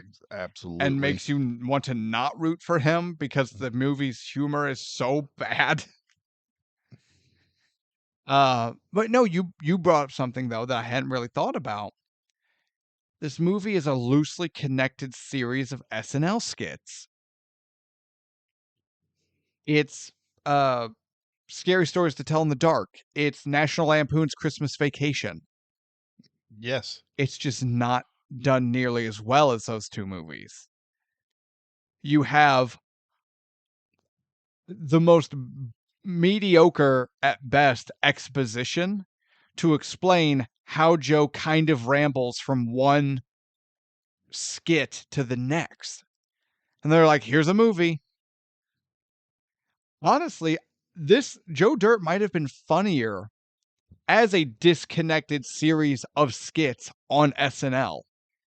Yeah, if they If- would have just brought him in as a character if and Jo- had him do if- a if- certain thing. Periodically, David Spade just showed up as Joe Dirt for a skit or two, and it was just the ramblings of Joe Dirt. Yeah, That might almost have been better I think so. than all connected in a movie that just didn't. This movie's not terrible. I don't hate this movie. It's not Fast and the Furious. It's not Black Adam. It's not Gremlins. It's not Waterworld. I don't think it deserves the 9%. I think that's really too low. If we're being honest, if we're being fair, that's what I was getting ready to say. 6, that's a little high IMDb. Yeah, what, 6 out of 10? Yeah. No. Let's be fair. This movie is a 5. Maybe 5.5. Maybe. But that's where we are. I don't know how this movie got 9%. I don't know what kind of review bomb hate that it got at some point. That's unfair. But it's also unfair because this movie doesn't deserve that hate because this movie does not deserve that much attention. Does that make sense? Like, I'm not saying this movie is an 87. This movie isn't worth anyone's time to hate it at a 9% out of 100. Yeah, that's way too low. It's not good enough or bad enough to warrant this much emotional response. No.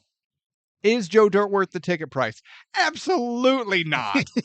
Not even a little. No. And there are parts of this movie that made me laugh.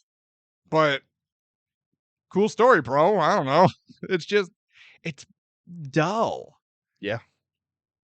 And most of the time you're just going, oh, this is bad.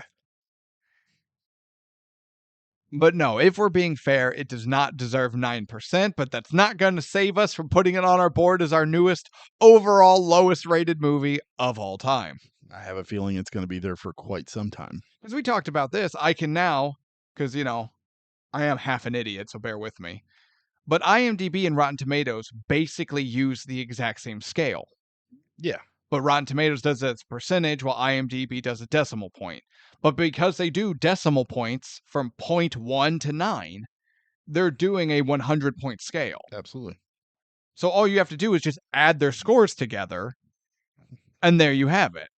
So, if you were curious, our overall lowest rated movie was Rob Zombie's at an overall 88. Overall, 88? Overall, if you combine the two. Joe Dirt's is 69. Of course. Of course it would be 69. I'm just saying yeah, right. What are the odds? So wait a minute, what's our highest rated? I know it's Godzilla -1 and a tie with Into the Spider-Verse at 97 Rotten Tomato. That's true. We using the same score, give me just a second. We know those are our two highest, I believe. Hold on, what was that? Nope, 94. Get out of my face, Lord of the Rings. There's a few I want to double check just because, like Jaws or Jurassic Park might be.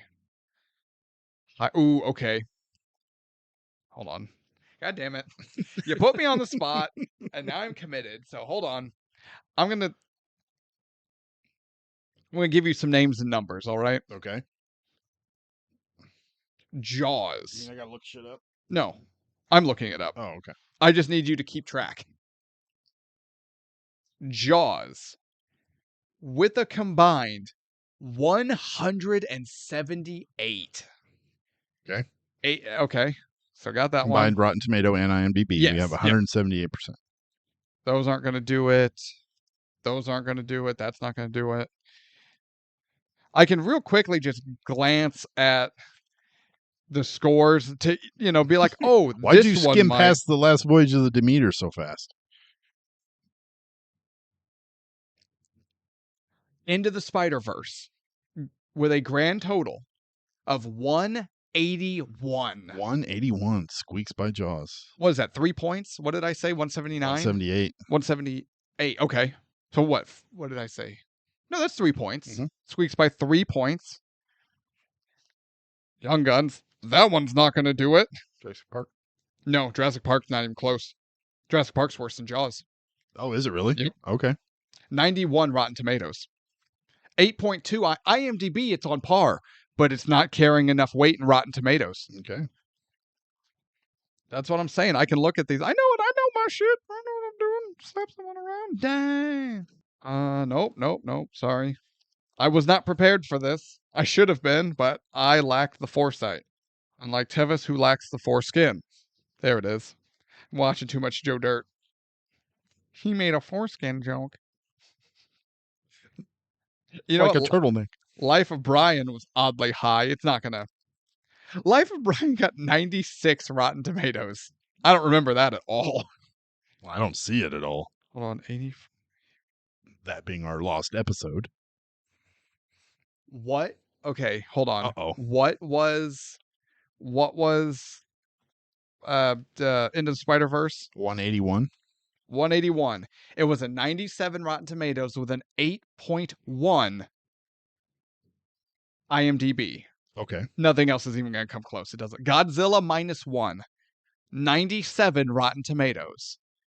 IMDb of an 8.5. Oh, what? Total score 182. It squeaks by with a single point. Dang. Godzilla -1 remains the highest rated movie we have covered. All right, I'm thus scratching off far. Spider-Man. That hurts. Yeah, but I mean, like, that's literally as close as you can get. Do you think we'll ever have a lower or a higher? One way to find out. Oh, you know what? Our third highest, I think, is The Incredibles with an 8.0 and a 97. Oh, yeah. That sounds right. That beats Jurassic Park. That beats Jaws. A lot of these movies that everyone loves, that we love, don't rank quite as high as you think they would. But yeah, none of the rest of these. Oh, wait, let me check Hook. Oh, Hook. Are you would saying? that be a new low? No, not even close. Not even. That's the thing. Right now, our high and our low are so high and low. Yeah, I don't see them getting knocked off anytime soon. Actually, hold on. Oh. Tied Oh. for second most at 181 combined. The Silence of the Lambs. Holy shit. Our top three are one is still Godzilla -1 by a solid point. Silence and Into the Spider-Verse tied at second place at 181. That's worth putting on. Nothing we've done since Silence, because looking at all of the Lord of the Rings scores, they're not close enough. They're going to be in the 160s, 170s, maybe. But they're not even close enough. Yeah, The Incredibles 177, Jaws at 178. So Jaws is still third place. Yeah. What did I say? What was Jurassic Park? Now I don't remember. That one was kind of low, I thought. It's a little on the IMDb lower side, honestly. Killer, Alien. No, Alien's not. Nope, Braveheart's not. Not even close. Tombstone. It's not, but it should. Tell me I'm wrong. Don't tell me anything. I'll fight you. Die Hard would be close, but it's a little shy of this upper echelon. 173. So what? Jurassic Park's 4? Yeah. Yeah. Okay. That was cool. So that's interesting. So with a tie at second place, the top 5 movies we've done are Godzilla -1, Silence of the Lambs with Into the Spider-Verse. What'd I say? Jaws and Jurassic Park. And then Incredibles. And then, I don't care enough to go through all that again. Maybe if I sit down off air and get more prepared, I'll come up with our top worst that we can. Oh, yeah. That would be cool. But no, at where it stands, Joe Dirt is sitting mighty comfortable. If you figure, what did I say? That the Rob Zombie one was 80 something combined? Yeah. And this is 69 combined? Yeah, we have a clear runaway loser. Also, wait a minute. Our lowest score is 69. Our highest is 182. So, Godzilla -1 is only. Wait a minute. Hold on. Everyone shut up. Hold on. It's only 113. It's only 2 Joe Dirt movies combined better than Joe Dirt. Yeah. Okay. That tracks. That tracks. So no, we have an indisputable system. We take the two most highly regarded movie rating point systems, we add them together. I don't see any reason to make it more complicated than that. I don't either. I think it works perfectly. So, Mr. Dirt, for the first time in career history, David Spade has a project that is talked about in the same conversation and put on the same board as The Silence of the Lambs, Godzilla -1, Jaws, Jurassic Park, and Spider-Man Into the Spider-Verse. You just happen to be the polar opposite comparison, but you're still in that conversation, brother. Welcome aboard. Oh. Hat time? Hat time. Okay. I broke the hat out, and it cursed me. Yes. So I don't want any complaints. I don't want any judgments. I don't want to be blamed. I am passing you the hat, sir. Okay. You pick. Okay. He's looking in the hat. Got it. Oh, look in the hat. Praising Jesus. I want Mae West to sit on my face. Jesus Christ. I want Anne Margaret to sit on my face. Yes, please. Okay, anyway, got the movie. All right. Whose handwriting is it? It's mine, actually. Sarah's? No. Is it no. Sarah's? Nope, it's mine. Okay. This is not a terrible pull. I don't think. Okay. I don't remember what year this came out. Okay. It's a Bryan Singer movie. Gross. It's got Hugh Jackman.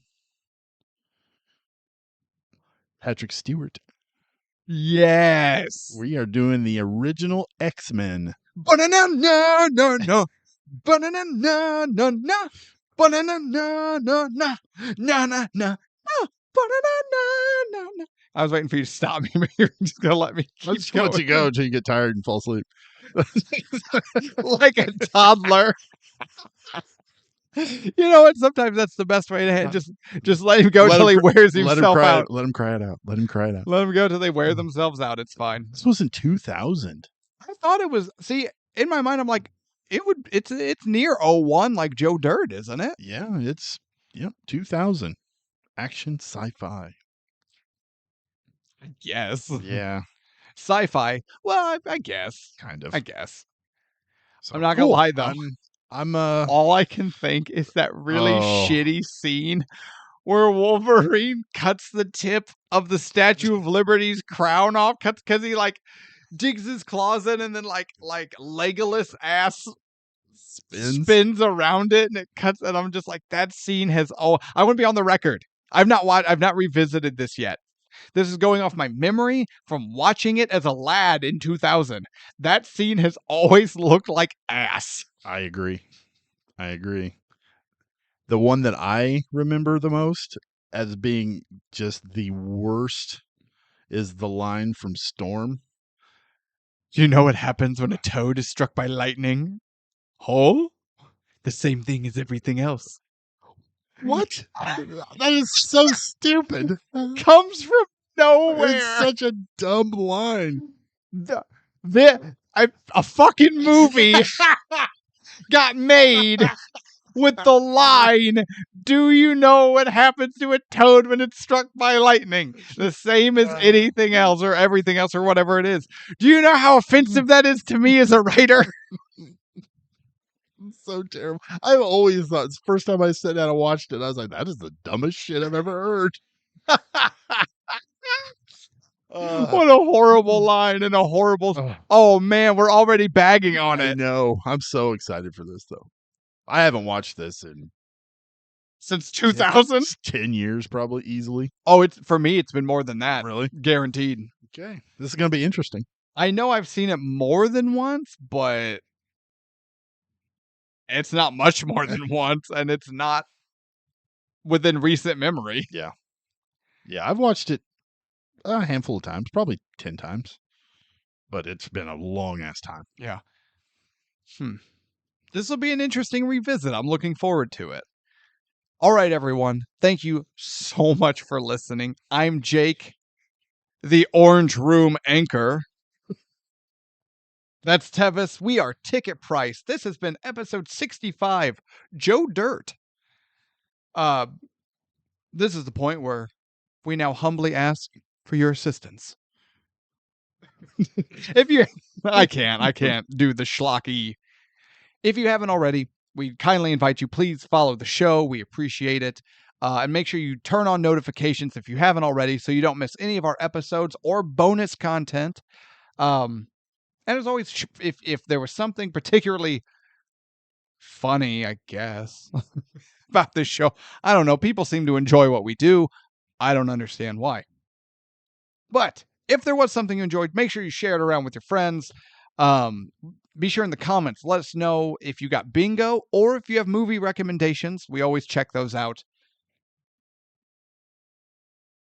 What am I forgetting? We have a Patreon. That's what I'm forgetting. Shut up, Tevis. I'm the Orange Room anchor. I'm the voice of the show. We better anchor that sumbitch because it's drifting. Ooh. Oh, God. The coherency of the show rests on my shoulders. That's a dangerous proposition. But we do have a Patreon. It's like $3 a month, I believe, because we didn't feel right charging the average $5 for what we do. So for half the price of your Starbucks a month, you can get early access as well as all the bonus content and all the fun we have. Thank you all so much for listening. Tune in next week as we look at X-Men. Until then, be good to yourselves, be good to each other, and good night.